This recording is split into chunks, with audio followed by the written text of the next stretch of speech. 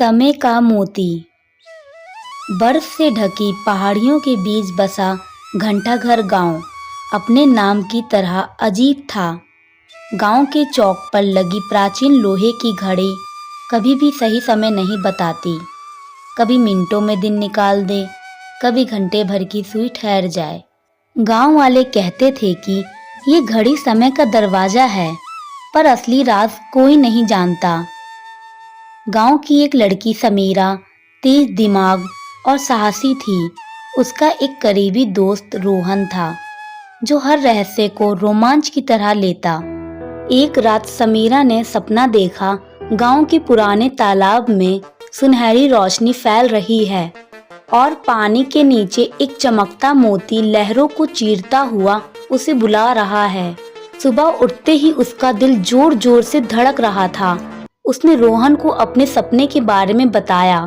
रोहन हंस पड़ा और बोला, सपना है, तुम ज्यादा कहानी देख रही होगी। समीरा बोली, नहीं, ये साधारण सपना नहीं है, मुझे वहां जाना ही होगा। शाम हो रही थी, आसमान में हल्की लालिमा थी। दोनों दोस्त तालाब पर पहुंचे। पानी अजीब तरह से चमक रहा था, मानो कोई पानी के अंदर से रोशनी जला रहा हो। रोहन ने हाथ बढ़ाया। जैसे ही उसकी उंगलियां पानी को छुई, पूरा तालाब गोल घेरे में घूमने लगा। एक अलग सी सुनहरी रोशनी निकली। अचानक पानी के बीच में एक रास्ता बन गया। बिना सोचे दोनों ने उस रास्ते पर कदम रखा। समीरा और रोहन जब सुनहरी रोशनी से बाहर निकले तो उनकी आंखें चौंधिया गई। सामने वही घंटाघर गांव था, लेकिन सब कुछ बिल्कुल अलग। पक्की सड़कों की जगह मिट्टी के रास्ते, कांच की खिड़कियों की बजाय लकड़ी के झरोखे। दोनों हैरान होकर चारों ओर देखने लगे। रोहन बोला, हम कहाँ हैं? समीरा ने कहा, लगता है सच में हम अतीत में आ गए हैं। समीरा और रोहन आगे बढ़े। गांव की चौपाल पर कई लोग जमा थे। सबकी निगाहें इन अनजान बच्चों पर टिक गई। तभी एक बुजुर्ग आगे आए और धीरे से बोले, तुम दोनों को मोती ने चुना है। यहाँ आने वाले बाहरी लोग साधारण नहीं होते। समीरा और रोहन ने संकोच से अपना परिचय दिया। बुजुर्ग ने कहा, मैं हरिनाथ हूँ। आज की रात गांव पर भारी संकट आने वाला है। शायद मोती ने तुम्हें हमारी मदद के लिए भेजा है। हरिनाथ ने उन्हें अपने घर चलने का निमंत्रण दिया। समीरा और रोहन हरिनाथ के घर जाने के लिए मान गए। दोनों हरिनाथ के घर पहुँचे। हरिनाथ ने उन्हें चारपाई पर बैठने के लिए कहा। मिट्टी के उस घर में एक अलग ही खुशबू थी। घर की महिलाएं उनके लिए मिट्टी से बने बर्तन में जौ की रोटियां और घी में भुना गुड़ लेकर आई। समीरा और रोहन ने ऐसा स्वाद पहले कभी नहीं चखा था। गांव के बच्चे उत्सुकता से उन्हें देख रहे थे। एक नन्ही बच्ची बोली, आपके कपड़े कितने अजीब हैं। रोहन मुस्कुराकर बोला, हम दूर देश से आए मेहमान हैं। धीरे धीरे दोनों ने गांव के जीवन को समझा और पूरे गांव को अच्छे से देखा। उनके मन में एक अजीब अपनापन भरने लगा। शाम होते ही आकाश पर काले बादल मंडराने लगे। पहाड़ों से अजीब सी गड़गड़ाहट आने लगी। बिजली कड़कने लगी।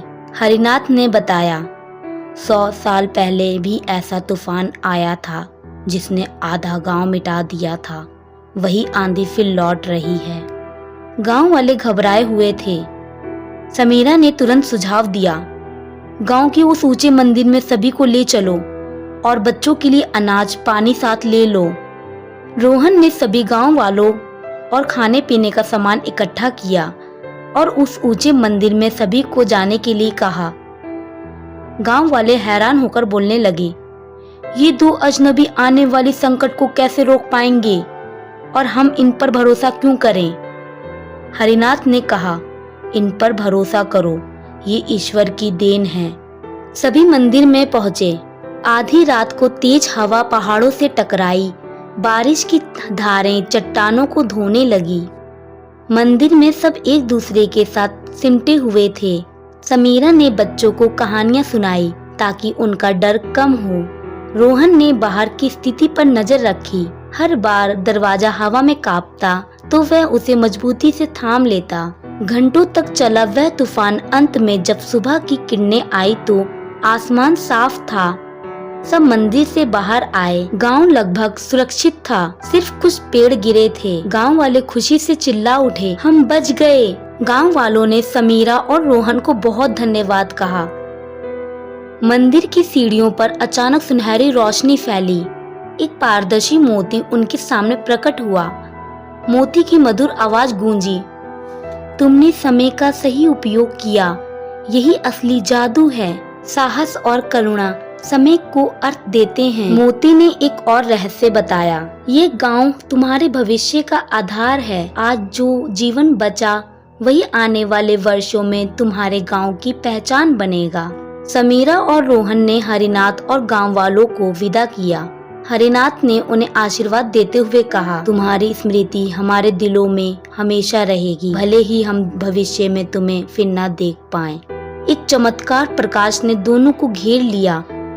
जब उनकी आंखें खुली तो वह अपने वर्तमान तालाब के पास थे, पर अब गांव का घंटाघर 100 साल की सबसे सटीक टिक टिक कर रहा था। गांव के लोग हैरान थे कि घड़ी अचानक कैसे ठीक हो गई। समीरा ने आसमान की ओर देखा और हल्की मुस्कान दी। उसे महसूस हुआ कि समय सिर्फ घड़ी की सुई नहीं, बल्कि इंसान की सही कर्म करने की घड़ी है। सीख, असली ताकत समय को रोकने या बदलने में नहीं, सही वक्त पर सही काम करने में है।